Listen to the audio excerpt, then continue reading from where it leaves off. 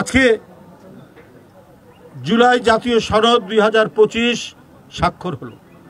যখন স্বাক্ষর করেছেন সব রাজনৈতিক দল, সেই স্বাক্ষরের যে কাগজটি যেটি চূড়ান্তভাবে জমা দিলেন ঐক্যমত কমিশনের যারা দায়িত্বে আছেন, দেখা গেল যে বিএনপি যেটা স্বাক্ষর করেছে ওই পাতা নেই, অন্য পাতা সেখানে যুক্ত হয়েছে। এটা দুঃখজনক কথা। ডক্টর ইউনূস সাহেবকে সবাই সম্মান করে, তিনি একজন গুণীজন।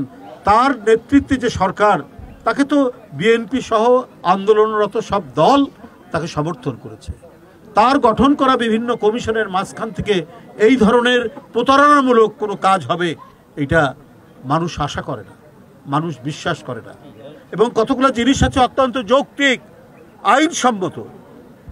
এখানে প্রায় 47-48টি জাতীয় জুলাই সনদের মধ্যে ধারা আছে, যে ধারাটি আপনার আইনীকরণ করতে হলে সংবিধান সংশোধন করতে হবে।